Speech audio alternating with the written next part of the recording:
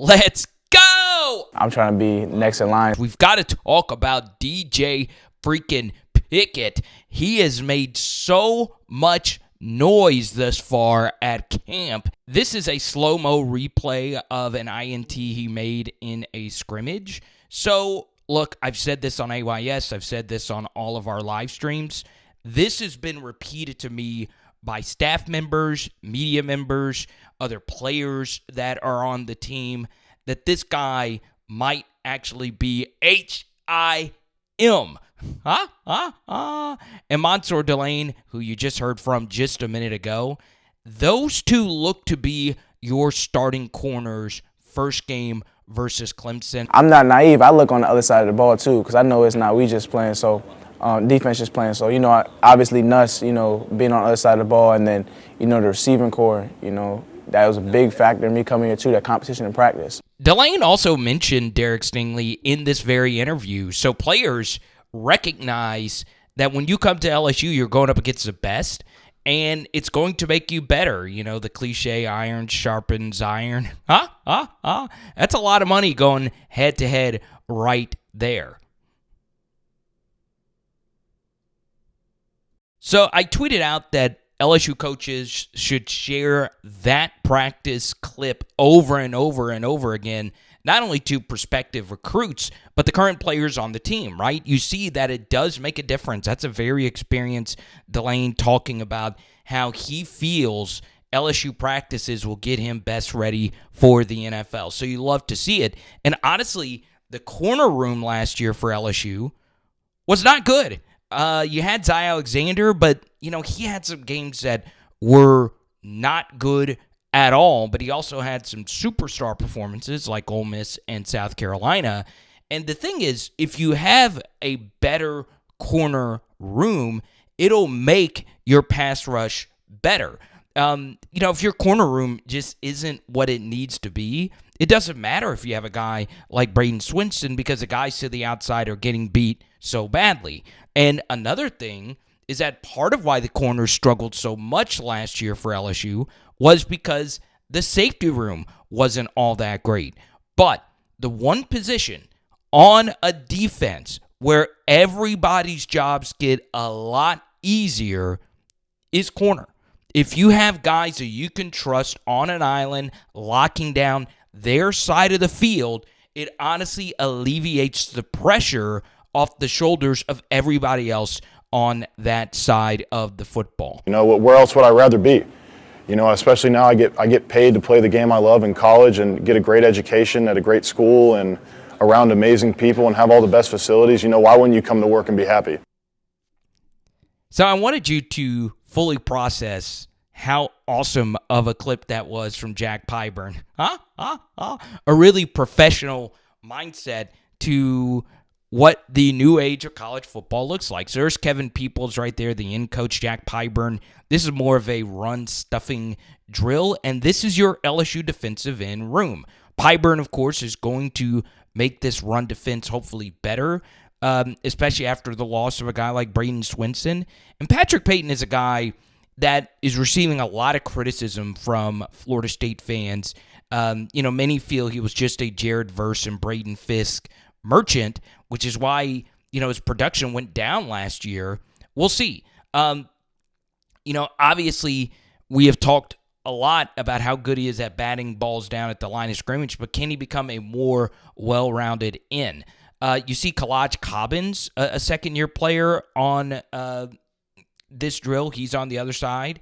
And this is true freshman Damian Shanklin from Indianapolis. So you could see that this LSU in-room is very interesting. That's C.J. Jackson, a scholarship year 2 player. This is the transfer Butler from Nebraska. And then, of course, you have number 19, our guy Gabriel Relaford. So this in-room can also be better next season, but this overall defensive line needs to be better at holding up versus the run. And I think a true run stuffing in like Jack Pyburn will be able to help with that. Now, to get back to the DBs, I want to make one quick point, I would love to see Ashton Stamps in a new role. I think LSU prefers a returner at corner to stay at corner. He is a good first off the bench outside corner with a ton of experience, but his slump in November towards the end of the year was very, very, very noticeable. And a few of you have brought up the idea that maybe Ashton Stamps can be a safety. But if you wear Uno, there's a lot of extra pressure wearing that number in LSU lore. So we'll see how the development of Stamps in year 3 of his career actually comes to fruition. So it's interesting. This is a player I've always liked in Michael Turner. He's only a year 2 player. Obviously, he's not the biggest guy, but man, he is fast. He is one of the 5 or so fastest players on this team. Then you also have another year 2 player in P.J. Woodland, who played quite a bit last year for LSU. Can he do something? And then you also have Jakeem Jackson from Florida, who's made some noise during camp. But for me, I do feel those 2 newcomers have separated themselves and will likely be the starters versus Clemson. Maybe a few of you feel different. I could also very well see Jakeem Jackson getting the nod in week 1. And you also have Louisiana native Wallace Foster back here. Let's see what he can do. This room got deeper. That's the good thing about bringing in all these newcomers via high school and the portal. This room will definitely be better next season. I'm pretty confident about that. And now we get to the defensive tackle room. That is indeed Kyle Williams right there, and this group is working obviously with the dummies. This is also interesting. How about a blast from the past? I believe this is Jamarie Roscoe, the former end opposite Daniel Hunter on those Brick Haley defensive lines.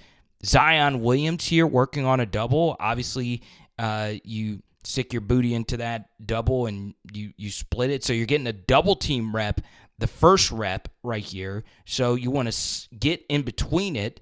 98, I think that's Dylan Battle, and then fight through, and then you get another rep where you're just one-on-one, or it could just be a double yet again. So this DT room, Ahmad Bro, obviously Dominic McKinley's mixed in here, 95, Sean Washington.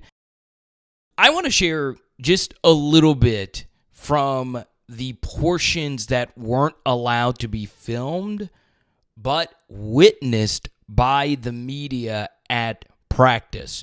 So the first thing is it's important to not get carried away with anything because you don't actually get to see it for yourself. But I'll share a few players who have stood out. And one is actually number 79, the center, DJ Chester. So it is fascinating that you bring in Braylon Moore potentially to be your starting center, but for the majority of what we've seen thus far, DJ Chester has been the first team center, and he's had some good practices. So let's be honest, and this was a really good catch in the sun right there by Xavion Thomas.